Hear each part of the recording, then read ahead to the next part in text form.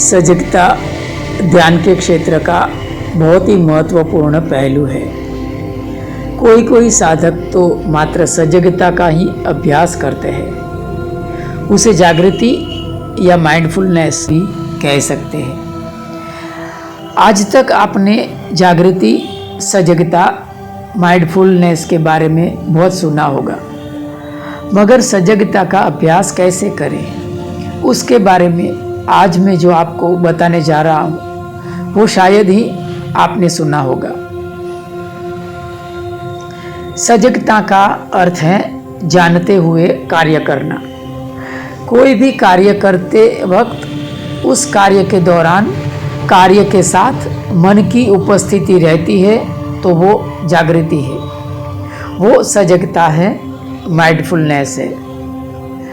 अब मन की उपस्थिति कार्य के साथ क्यों नहीं रहती है, इसे जानते हैं। हमारा मन बहुत कुशल प्रोग्रामर है।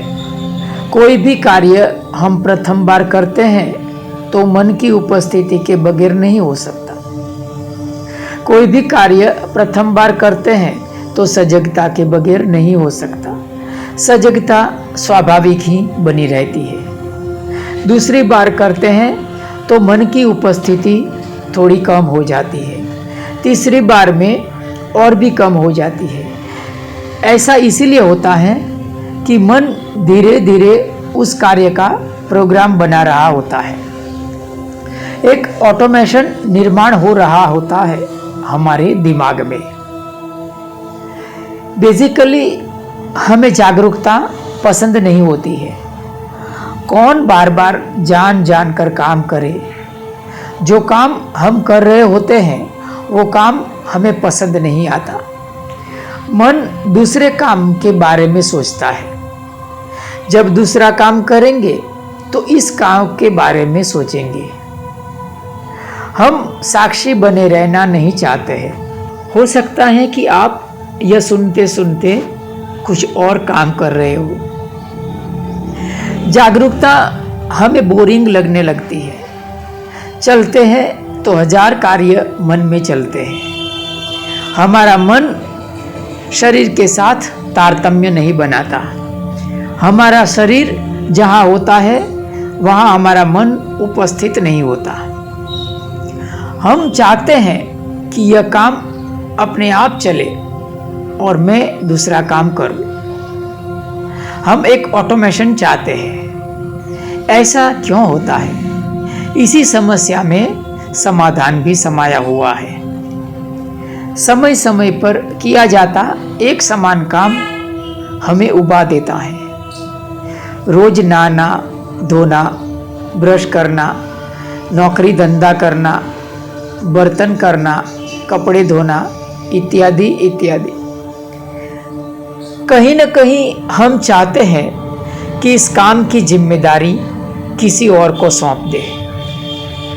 अब ऐसा कैसे हो सकता है कि कोई हमें नहला रहा हो और हम कंप्यूटर में मशगूल हो, कोई हमारा दांत साफ कर रहा हो और हम बच्चों को पढ़ा रहे हो। इस समस्या से छूटने के लिए कुदरत दिमाग में एक ऑटोमेशन बना देती है।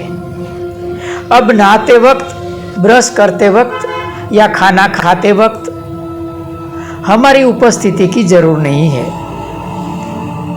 बैकग्राउंड में आप अलग काम कर सकते हो।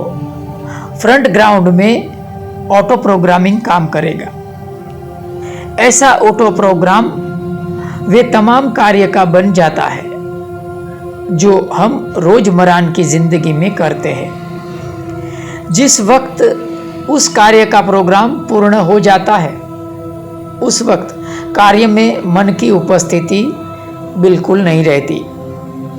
जैसे ही आपने वो कार्य फिर से करना आरंभ किया कि तुरंत मन वो रेडीमेड प्रोग्राम चला देता है और स्वयं दूसरे कार्य में आपको व्यस्त कर देता है। इसको सजगता का अभाव कहते हैं। इसी को माइंडफुलनेस का अभाव कहते हैं। इसे दो दृष्टांत से समझते हैं। जैसे कि एक कुम्हार पहली बार मिट्टी का घड़ा बनाता है तो उसे बहुत ध्यान रखना पड़ता है, सजग रहना पड़ता है, माइंडफुल रहना पड़ता है। जानते जानते वो चक्का घुमाता है, जानते जानते वो मिट्टी का पिंड रखता है। एक बार, दो बार, 3 बार, 1 दिन, 2 दिन, 3 दिन, मन घड़े का प्रोग्राम बना रहा है। धीरे धीरे मन की उपस्थिति कम हो जाती है। आखिर जब मन पूरा प्रोग्राम बना देता है, तब कुम्हार हाथों से घड़ा बनाता है, कानों से संगीत सुनता है, आंखों से इधर उधर देखता है, पैरों से भी काम कर लेता है। अब मन की उपस्थिति की बिल्कुल जरूरत नहीं है, क्योंकि मन ने घड़े का प्रोग्राम जो चला दिया। छोटी बच्ची जब पहली बार रोटी बनाती है तो उसे बहुत ध्यान रखना पड़ता है, सजग रहना पड़ता है, माइंडफुल रहना पड़ता है। वो जानते जानते रोटी बनाती है, जानते जानते रोटी बेलती है। 1 दिन, 2 दिन, 3 दिन, मन रोटी का प्रोग्राम बना रहा है। धीरे धीरे मन की उपस्थिति कम हो जाती है। आखिर जब प्रोग्राम पूरा बन जाता है तो वो बच्ची हाथों से रोटी बना लेती है, आंखों से सब्जी देख लेती है, दूसरे तीसरे काम भी कर लेती है। अब मन की उपस्थिति की बिल्कुल ज़रूरत नहीं है, क्योंकि मन ने रोटी का प्रोग्राम जो चला दिया है। कोई भी काम जब हम प्रथम बार करते हैं तो वो काम हम सीख रहे होते हैं। ऐसा कह सकते हैं कि जहाँ सीखना है वहाँ सजगता है। यह एक ही सूत्र याद रखिएगा, जहाँ सीखना है वहाँ सजगता है, वहाँ सती संप्रज्ञान है। अब जो कुछ हमने सीख लिया है उसमें सजगता रखना मुश्किल हो जाता है। जाने अनजाने में वो रेडीमेड प्रोग्राम चल ही पड़ता है। सजगता फिजूल और उबाने वाली लगने लगती है। इस मुश्किल का हल बाएं हाथ में है, किसी किसी के दाएं हाथ में भी हो सकता है। जिस हाथ से आप जो कार्य करने के आदी हैं, माहिर है, उससे उल्टे हाथ से वो कार्य करने की कोशिश करें। दाएं हाथ से किताब पकड़कर पढ़ने के आदी हैं तो बाएं हाथ से किताब पकड़कर पढ़ना आरंभ करें।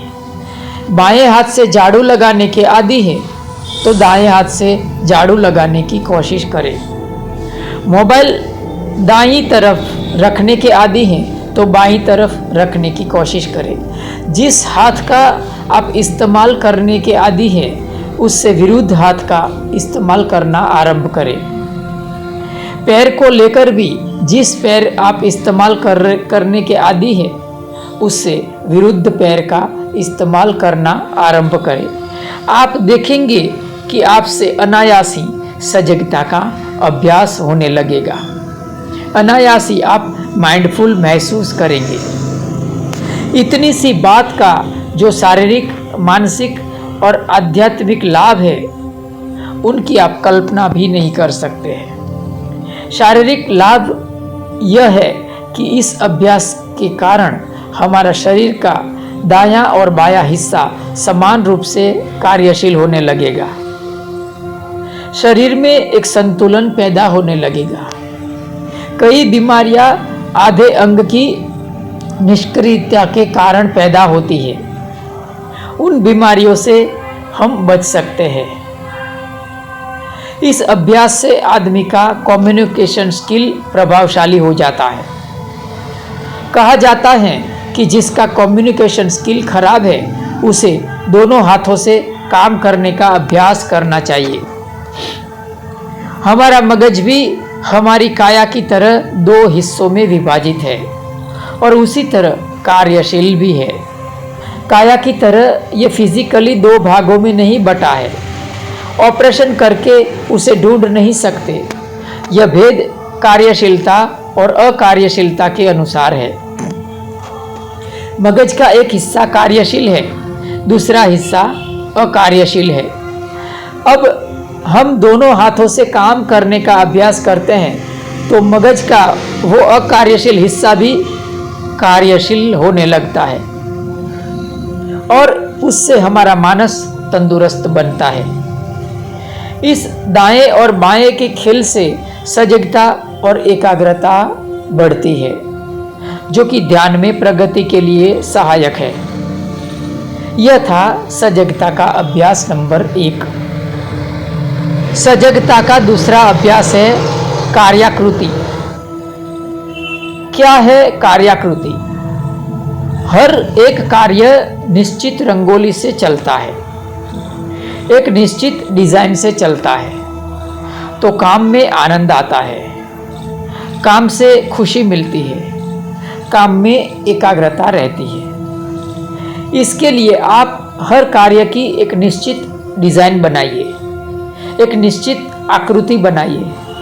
जैसे कि वो कुम्हार मिट्टी को एक ही तरह से उठाएगा, एक ही तरह से उठाता है, एक ही तरह से चक्के पर लगाता है, एक ही तरह से चक्का घुमाता है, एक ही तरह से घड़े को बनाता है। घड़े बनाने का यह कार्य एक निश्चित आकृति में चलने लगेगा, निश्चित रंगोली में चलने लगेगा।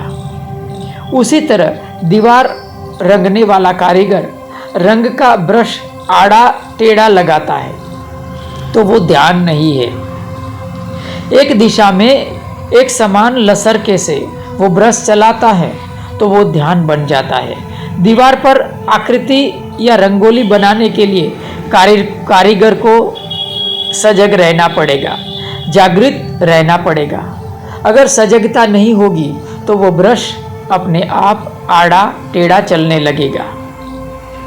झाड़ू लगाते समय भी एक दिशा में समान बल देके झाड़ू लगाते हैं तो जमीन पर एक रंगोली, एक आकृति तैयार होती है। यह सजगता है, यह ध्यान है, यही माइंडफुलनेस है। इस तरह कोई भी कार्य पकड़ लो, हर कार्य को कार्याकृति में बदल सकते हैं। जब कोई भी कार्य कार्याकृति में बदल जाता है तो वो कार्य सजगता बन जाता है, वो कार्य सती संप्रज्ञान बन जाता है, वो कार्य ध्यान बन जाता है।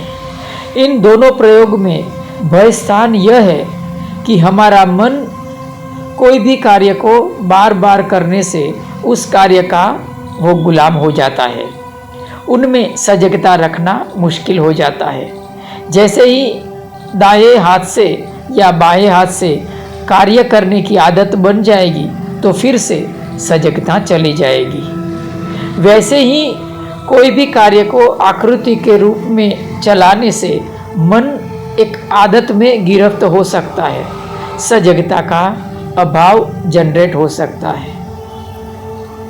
तो इसके लिए हमें हमेशा जागरूकता बरतना पड़ेगा। तो आज इतना ही रखते हैं। सबका मंगल हो, सबका मंगल। साधु साधु साधु।